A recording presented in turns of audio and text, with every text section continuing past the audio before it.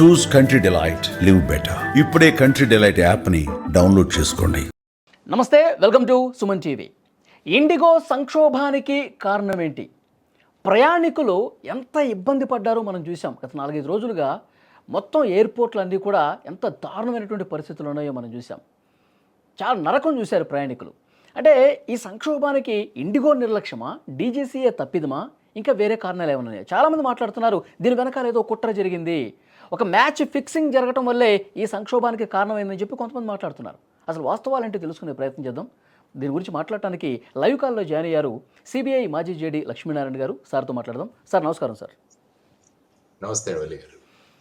Sir, IndiGo ఎంత సంక్షోభం, అసలు ఎప్పుడూ చూడనటువంటి సంక్షోభం చూసాం. లక్షలాదిగా ప్రయాణికులు, నిజంగా ఒక కూతురు తన తండ్రి చనిపోతే వెళ్ళలేని పరిస్థితి ఏర్పడింది సార్. తర్వాత ఒక జంట రిసెప్షన్ ఏర్పాటు చేసుకుంటే జూమ్ కాల్లో అది చేసుకున్నటువంటి పరిస్థితి ఉంది. ఇట్లా ఒక క్యాన్సర్ పేషెంట్, ఎన్నో రకాల ఇబ్బందులతో ఎంతోమంది ఎయిర్పోర్టుల్లో కూలబడిపోయినటువంటి పరిస్థితి ఉంది. ఈ సంక్షోభానికి అసలు కారణం ఏంటి, ఎలా చూస్తారు సార్? యాక్చువల్గా మనం చూస్తే ఎప్పుడైనా ఫ్లైట్ జర్నీలో ప్యాసింజర్ సేఫ్టీ అన్నది చాలా ముఖ్యం. ప్యాసింజర్ సేఫ్టీలో ప్రధానమైనది ఏంటంటే పైలట్ ఎంత అలర్ట్గా ఉన్నారు అన్న దాని మీద ప్యాసింజర్ సేఫ్టీ ఆధారపడి, ఒకటి ఫ్లైట్ యొక్క మెయింటెనెన్స్, రెండవది వచ్చేసి పైలట్ యొక్క ప్రిపేర్డ్నెస్, అంటే ఎంత ఫ్రెష్గా ఉన్నాడు అన్నది చాలా ముఖ్యం. ఈ రెండిటి మీద మనకు ఎయిర్ సేఫ్టీ ఆధారపడి ఉంటుంది. సో ఇలా చూసుకుంటూ పోతుంటే ఈ మధ్య ఏమైందంటే, మీరు మొదట్లో భారతదేశంలో చూసుకుంటే ఎయిర్ ఇండియా ఉండేది, ఆ తర్వాత అనేక కంపెనీస్ వచ్చాయి. ఆ తర్వాత ఈ మధ్య కాలంలో చూసుకుంటే ఇండిగో అన్నది సుమారుగా 61-62% టోటల్ ఫ్లైట్స్ ఏవైతే ఉన్నాయో వాటన్నిటి మీద ఫ్లైట్ రూట్స్లో మ్యాక్సిమం ఇండిగో దగ్గర, ఆ తర్వాత ఐ థింక్ 27% ఎయిర్ ఇండియా దగ్గర ఉంది. మిగతావి ఆకాశా ఎయిర్స్ అని, తర్వాత స్పైస్ జెట్ అని, ఇవి కొన్ని ఉన్నాయి. సో ఆ విధంగా చూస్తే క్రమక్రమంగా దేశంలో, భారతదేశంలో మొత్తం ఏవియేషన్ అన్నది కంప్లీట్గా ఇండిగో మీదే ఆధారపడి ఉంటుంది. మీరు ఎప్పుడైనా ఎయిర్పోర్ట్కి వెళ్ళినా కూడా చూస్తే అన్ని ఇండిగో ఫ్లైట్సే కనపడతాయి. సో ఇటువంటి పరిస్థితులలో మరి పైలట్స్ హైకోర్టుకు వెళ్ళారు. అంటే ఇండిగోలో ముఖ్యంగా పైలట్స్ అన్న వారికి చాలా ఇబ్బందులు ఎదురవుతున్నాయి, వారికి సరి అయిన రెస్ట్ దొరకట్లేదు, ఆ తర్వాత నైట్ ల్యాండింగ్స్ విపరీతంగా చేయిస్తున్నారు. వీటన్నిటి కంప్లైంట్ తీసుకుని ఢిల్లీ హైకోర్టులో ఒక రిట్ పిటిషన్ వేయడం జరిగింది. ఆ రిట్ పిటిషన్ హియరింగ్ సందర్భంగా అప్పుడు డీజీసీఏ వాళ్ళు హైకోర్టుకి ఏం చెప్పారంటే, మేము వీటన్నిటిలో కూడా మార్పులు తీసుకొస్తామని ఒక 22 పాయింట్లు హైకోర్టుకు సబ్మిట్ చేశారు. చేసి అది యాక్చువల్గా జనవరి 2024లో జరిగింది. అయినా కూడా ఏంటంటే అది క్రమక్రమంగా వాళ్ళు ఇండిగో వాళ్ళు మాకు చాలా ఇబ్బందులు ఉన్నాయి ఇలాంటివన్నీ చెప్పి క్రమక్రమంగా పోస్ట్పోన్ చేస్తూ వస్తే, మళ్ళా కూడా పైలట్ అసోసియేషన్ వాళ్ళు కోర్టుకు మళ్ళా గట్టిగా చెబితే ఫైనల్గా డీజీసీఏ ఏం చేసిందంటే, జూలై 1, 2025లో ఒక 15 నిబంధనలు, తర్వాత నవంబర్ 1 నుంచి మిగతా 7, అంటే మొత్తం 22 నిబంధనలు నవంబర్ 1కి మొదలయ్యేటట్టు వాళ్ళు చర్యలు తీసుకున్నారు. అందులో ముఖ్యంగా వాళ్ళు చేసిన మార్పులు ఏంటంటే, ఒక వారంలో పైలట్కి ఇంతకుముందు 36 గంటల రెస్ట్ ఉంటే సరిపోయేది అనేవాళ్ళు, కానీ ఈ కొత్త నియమాలను బట్టి ఒక వారంలో 48 గంటలు, అంటే 2 రోజులు వాళ్ళకు రెస్ట్ ఉండాలి. ఆ తర్వాత ఇంతకు ముందు నైట్ ల్యాండింగ్స్ నేను చెప్పినట్టు 6 అమలు చేసేవాళ్ళు, కానీ దాన్ని 2 చేయాలి. సో తర్వాత నైట్ ఫ్లయింగ్ టైమ్స్ ఏంటంటే, ఇంతకుముందు 12 నుంచి 5 వరకు నైట్ ఫ్లైట్ అనేవాళ్ళు, దాన్ని 6 వరకు పొడిగించారు, 6 గంటల వరకు. సో వీటన్నిటి వల్ల ఏమైందంటే పైలట్స్ సంఖ్య ఎక్కువగా కావాల్సి వచ్చింది ఇండిగో వారికి. మిగతా ఈ ఫ్లైట్స్ కంపెనీస్ ఏవైతే ఉన్నాయో, ఏవియేషన్ కంపెనీస్ ఏవైతే ఉన్నాయో, వారు క్రమక్రమంగా వాళ్ళ దగ్గర ఎక్స్ట్రా పైలట్స్ వీటిలన్నింటినీ కూడా నియమించుకున్నారు. కానీ విచిత్రంగా ఇండిగో ఏం చేసిందంటే, అసలు పైలట్ రిక్రూట్మెంట్కే బ్యాన్ పెట్టింది. అంటే కొత్తగా పైలట్సే తీసుకోలేదు. ఆ తర్వాత వాళ్ళు ఏంటంటే మిగతా కంపెనీస్తో, మిగతా ఏవియేషన్ కంపెనీస్తో యాంటీ పోచింగ్ అన్నది ఒకటి ఉంటుంది. అంటే మీ పైలట్స్ మేము తీసుకోకూడదు, మా పైలట్స్ మీరు తీసుకోకూడదు అని అది కూడా ఒక అగ్రిమెంట్ తీసుకొచ్చి, తర్వాత పైలట్ల యొక్క పేమెంట్ యొక్క ఫ్రీజ్ కూడా కొనసాగించింది. తర్వాత ఏంటంటే పైలట్ల సెలవులు తగ్గించింది. అంటే మామూలుగా ఇది రెస్ట్, మిగతా సెలవులు మామూలుగా ఉంటాయి, వాటిని కూడా తగ్గించింది. సో ఈ విధంగా చేయడం వల్ల ఏమైపోయిందంటే, ఒక రకంగా ఈ కొత్తగా వచ్చిన ఈ నియమ నిబంధనలు ఏవైతే ఉన్నాయో ఫ్లైట్ డేటా టైమ్ లిమిటేషన్స్ అంటారు. సో వాటిలో వచ్చిన మార్పుల వల్ల ఏమైందంటే ఫ్లైట్ డ్యూటీ టైమ్ లిమిటేషన్స్ అని ఏవైతే నేను ఇంతకుముందు మార్పులు చెప్పానో, ఆ మార్పులన్నిటికీ కూడా నవంబర్ 1 నుంచే యాక్చువల్‌గా ఇది మొదలైంది. మీరు యాక్చువల్‌గా నవంబర్ నెల ఒకసారి చూసుకుంటే సుమారుగా 1200 ఫ్లైట్లు క్యాన్సెల్ చేయడం జరిగింది ఇండిగోలో. ఆ తర్వాత డిసెంబర్ ఈ ఒక వారంలో చూసుకుంటే సుమారుగా 4500 ఫ్లైట్స్ క్యాన్సెల్ చేయడం జరిగింది. సో వీటన్నిటి పరిణామం వల్ల ఏమైందంటే మీరన్నట్టుగా ప్యాసింజర్లు చాలా ఇబ్బందులకు గురి అయ్యారు. సో 6 గంటలు, 7 గంటలు, 10 గంటలు వెయిట్ చేసిన తర్వాత కూడా క్యాన్సిలేషన్ జరుగుతుంటే, ఆ విధంగా ప్రజలు చాలా ఈ విధమైన అసౌకర్యానికి గురి అయ్యారు. సుమారుగా వాళ్ళకే ఐ థింక్ నష్టం కదా సార్. 600 గత నెలలో 1200 విమానాలు ఆగిపోయినాయి. పైలట్స్‌ల రిక్రూట్‌మెంట్ జరగలేదు. అది వాళ్ళకే నష్టం కదా! ఎందుకు ఈ నిబంధనలు పాటించలేదు? రిక్రూట్‌మెంట్ ఎందుకు జరగలేదు సార్ మరి? అంటే ఏమవుతుందంటే మొనోపొలీ ఎప్పుడైతే వస్తుందో మనలో అహంకారం పెరుగుతుంది. గవర్నమెంటే మన కాళ్ళ దగ్గరికి రావాలి అన్న ఒక రకమైన భావనలు కూడా వాళ్ళలో చేస్తాయి. ఇప్పుడు ఫైనల్‌గా ఏం చేసింది డీజీసీఏ? దీని నుంచి బయటికి తీసుకురావడానికి వాళ్ళు చేసిందేంటంటే నియమాలు ఏవైతే ఉన్నాయో వాటిలలో మళ్ళా కొంత సడలింపు చేశారు. అంటే ఈ సంక్షోభం బయటికి వచ్చేంత వరకు మీరు గతంలో ఎలా ఉందో ఆ విధంగానే చేయొచ్చు అని వాళ్ళు చెప్పడం జరిగింది. అంటే ఏమైందంటే ఇక దేశానికి మేము తప్ప గత్యంతరం లేదన్న ఒక ఫీలింగ్‌లోకి ఇండిగో వచ్చేసింది. అది చాలా దురదృష్టకరం. అందుకనే దీన్ని మొనోపొలీ అంటాం మనం. అందుకనే మీరు డీజీసీఏ 1960 తప్పులేదా సార్? 60% వరకు ఒక కంపెనీ దగ్గరే పెట్టడం అనేది ఇది కూడా డీజీసీఏ తప్పు కనిపించట్లేదంటారా? తప్పేముంది? ఎందుకంటే ఎంట్రీ లెవెల్‌లో చాలా రిస్ట్రిక్షన్స్ పెట్టారు. ఇప్పుడు కొత్తగా ఏదైనా ఏవియేషన్ కంపెనీ భారతదేశంలోకి రావాలి అంటే, ఆ నియమ నిబంధనలు ఎంత కఠినంగా ఉన్నాయంటే కొత్త వాళ్ళు రాలేరు. సో దానివల్ల వీళ్ళకే ఎక్స్‌పాన్షన్‌కి ఆపర్చునిటీ ఎక్కువగా ఉంది. అందువల్లనే ఇండిగో యొక్క మొనోపొలీ నడుస్తుంది. అంటే డీజీసీఏ వాళ్ళు ఈ కొత్త నియమావళి తీసుకొచ్చిన తర్వాత, ఎఫ్‌డిటిఎల్ తీసుకొచ్చిన తర్వాత, ఫ్లైట్ డ్యూటీ టైమ్ లిమిటేషన్స్ తీసుకున్న తర్వాత వాళ్ళు మానిటర్ చేయాలి. వీళ్ళకు ఎన్ని షెడ్యూల్స్ ఉన్నాయి? వాళ్ళ దగ్గర ఎంతమంది పైలట్స్ ఉన్నారు? మరి ఈ పైలట్స్‌తో ఇన్ని ఫ్లైట్స్ నడపగలరా? యాక్చువల్‌గా మీరు చూసుకుంటే వింటర్ అంటే నవంబరు, డిసెంబర్‌లో ముఖ్యంగా నార్త్ ఇండియాలో ఫాగ్ చాలా ఎక్కువగా ఉంటది.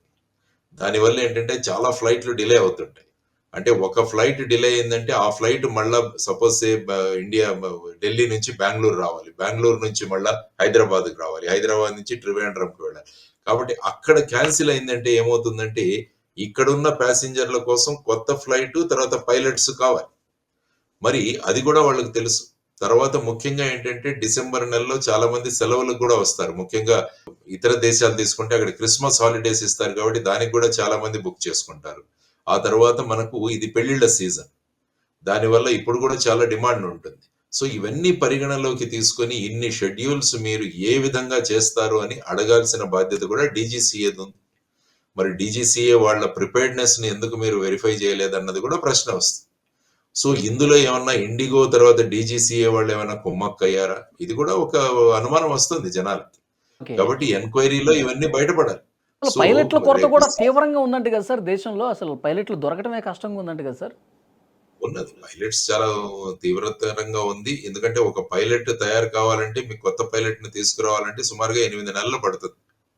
ఎవరినైనా తీసుకురావాలంటే బయట ఉన్నోళ్ళని తెచ్చి వాళ్ళను చేసుకోవడం. అంటే ఒక పక్క మనం ఏం చెప్తున్నామంటే అనేక ప్రాంతాల్లో మనము ఈ మనం అనేక కొత్త కొత్త విమానాశ్రయాలు, ఎయిర్‌పోర్ట్‌లు కడుతున్నాం. ప్రతి చోట కూడా ఎయిర్‌పోర్ట్ కడుతున్నారు. మొన్న బీహార్‌లోకి, మధ్యప్రదేశ్‌లోకి వెళ్లి ప్రధానమంత్రి గారు ఏమన్నారంటే చంబల్ లోయ నుంచి కూడా జనాలు ఫ్లైట్‌లో వెళతారని చెప్పారు. అంటే కొత్తగా ఇక్కడ ఎయిర్‌పోర్ట్‌లు కడతామంటున్నారు. అంటే కొత్తగా ఎయిర్‌పోర్ట్‌లు కట్టినప్పుడు కట్టండి మంచిదే. భారతదేశం అభివృద్ధి చెందిందంటే ప్రధానమంత్రి గారు చెప్పినట్టు మంచి ఇది రావాలి. There is no doubt. కానీ దానికి తగినంత వ్యవస్థ, ఆ తర్వాత పైలట్లు, తర్వాత సపోర్ట్ స్టాఫ్, గ్రౌండ్ స్టాఫ్ ఇవన్నీ కూడా నియమించుకోవాలి. అంటే బేసిక్‌గా ఏంటంటే ఇండిగో అన్నది ప్రాఫిట్స్‌కి చాలా ఇంపార్టెన్స్ ఇస్తుంటది. మీరు చూస్తే ఇండిగోలో ఎప్పుడైనా ఈవెన్ వర్షం పడుతున్నా కూడా వాళ్ళు మళ్ళా బస్సులోనే దించుతారు మిమ్మల్ని. ఎందుకంటే ఏరో బ్రిడ్జ్‌కి చార్జెస్ కట్టాలి. దాంతో వర్షం పడుతున్నా కూడా మీరు తడుస్తూ బస్సులో ఎక్కి రావాల్సిందే. సో వారికి మెయిన్గా ఏంటంటే ఒక ఎఫిషియెంట్, కాస్ట్ ఎఫెక్టివ్, తర్వాత వచ్చేసి అతి ప్రాఫిట్స్ బ్రహ్మాండంగా చేసుకోవాలని చెప్పిన దీంట్లో ఇండిగో ముందుకు వెళుతుంది.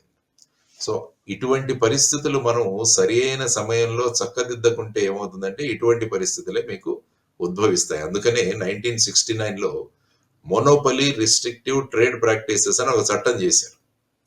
అంటే ఏ దీంట్లో కూడా మొనోపల్లి వల్ల వచ్చే ఇటువంటి సంకటాలను నివారించడానికి మొనోపల్లి అవ్వకూడదు అన్నది ఒకటి. ఆ తర్వాత దాన్ని ఏం చేశారంటే 2002 సంవత్సరంలో కాంపిటీషన్స్ యాక్ట్ అని చెప్పారు. దాన్ని కాంపిటీషన్స్ యాక్ట్. ఆ చట్టం దానివల్ల అందువల్ల కాంపిటీషన్ కమిషన్ అని ఒకటి ఉంటుంది. సో వాళ్ళు ఏం చేస్తారంటే ఇటువంటి మొనోపలిని తగ్గించడానికి వాళ్ళు చేస్తుంటారు. మరి ఇండిగో మొనోపలి దాంట్లో ఏమైందన్నది కూడా కాంపిటీషన్ కమిటీ వాళ్ళు కూడా చూడాలి. ఇండిగో ఈ విధంగా ఇటువంటి సంక్షోభం ఎయిర్లైన్స్ని తీసుకురావటం, పోటీని తగ్గించడం చేయాలి కదా సార్. 2 ప్రైవేట్ ఎయిర్లైన్స్ కూడా అనుమతించామన్నారు. అందుకనే ఏం చేయాలంటే ఇప్పుడు ఎంట్రీ లెవెల్లో ఏవైతే రిస్ట్రిక్షన్స్ తెచ్చారో వాటన్నిటినీ కూడా తగ్గించాలి. ఎప్పుడైతే కాంపిటీషన్ ఉంటుందో అప్పుడు ఏమవుతుందంటే ఇటువంటి సంకట స్థితులు రాకుండా ఉంటాయి. మరి ఇప్పుడు ఏం చేశారు ఫైనల్గా? సపోజ్ ఇండిగో గనుక ఆ విధమైన తయారీలో లేదు, ఆ విధమైన ప్రిపేర్డ్నెస్ లో ఇవ్వకుంటే ఆ షెడ్యూల్స్ ని మిగతా ఫ్లైట్ వాళ్ళకి ఇవ్వాల్సి వచ్చింది.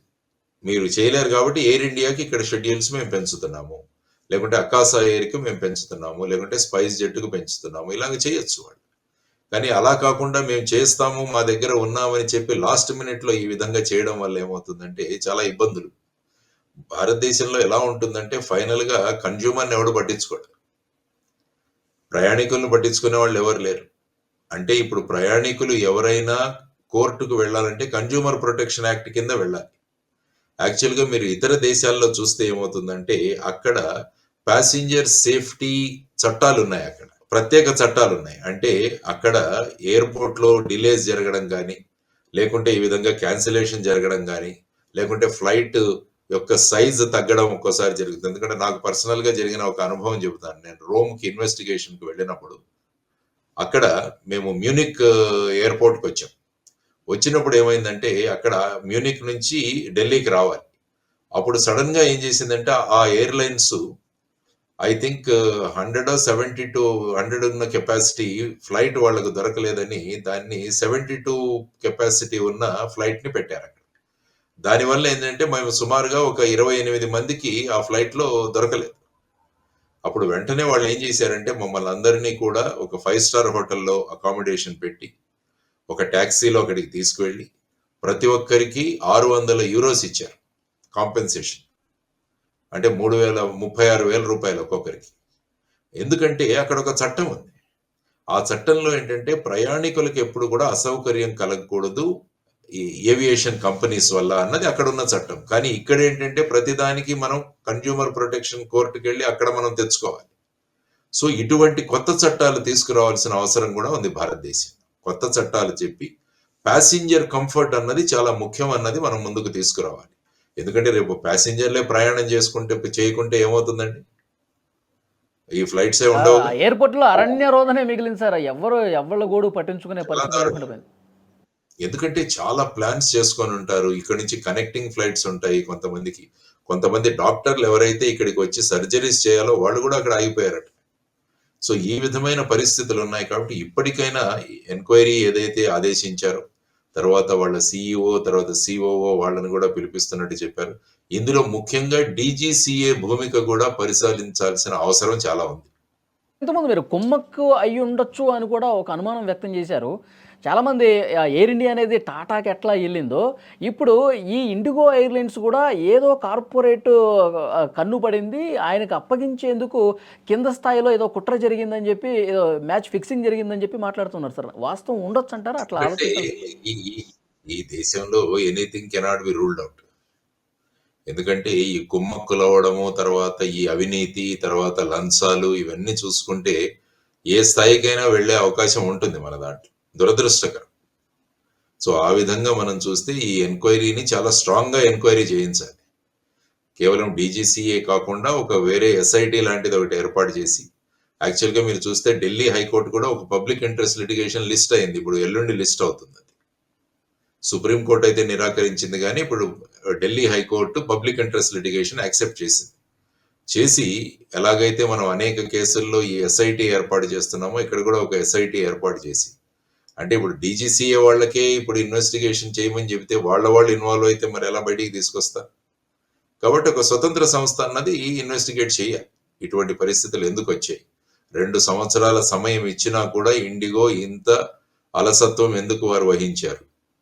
ఈ విధమైన సంక్షోభానికి మళ్ళా ప్రభుత్వాన్ని వాళ్ళ కాళ్ళ దగ్గరికే తీసుకొచ్చి మీరేం చేసినా చెల్లుతుంది అన్న స్థాయికి ప్రభుత్వం కూడా ఎందుకు రావాల్సి వచ్చింది అన్నది కూడా ఆలోచించాలి. అంటే ప్యాసింజర్ సేఫ్టీ ఏమైంది? మరి ప్యాసింజర్ సేఫ్టీ వల్లనే కదా ఈ 22 నియమాలు తెచ్చింది. మరి ఆ ప్యాసింజర్ సేఫ్టీ ఏమైంది ఇప్పుడు? మరి రేపు పైలట్లకు ఏమన్నా ఇబ్బంది అయ్యి ఈ విధమైన మళ్ళా ఎక్కడైనా యాక్సిడెంట్లు జరిగితే, యాక్చువల్గా 3 పైలట్స్ మీరు చూసుకుంటే ఇండిగో పైలట్స్ ఈ మధ్య కాలంలో 6 నెలల్లో చనిపోయారు వాళ్ళు యాక్చువల్గా ఈ ఫెటీగ్ వల్ల. ఒకతను ఐ థింక్ గోపాల్ సుబ్రహ్మణ్యం ఎవరో ఒక ఆయన అనుకుంటా, ఎయిర్పోర్ట్కి వస్తూ అక్కడే కొలాప్స్ అయిపోయి చనిపోయాడు. ఇలాంటి 2 కేసులు కూడా జరిగాయి. సో ఇటువంటి పరిస్థితులలో మరి పైలట్స్ యొక్క ఆరోగ్య పరిస్థితులు ఈ విధంగా ఉన్నప్పుడు మరి ఫ్లైట్ సేఫ్టీ ఎక్కడ ఉంటుందో ఆలోచించండి. సో మొన్న అహ్మదాబాద్లో చూసాం మనం AI-71 ఫ్లైట్ ఇది చూసాం మనం. అందులో 277 ప్యాసింజర్స్ చనిపోయారు. అది ఫైనల్ గా ఇంకా రిపోర్ట్ రాలేదు, దేనివల్ల జరిగిందో అన్నది ఇంకా తెలియదు. సో రకరకాల అందులో వార్తలు కూడా వస్తున్నాయి మనకి.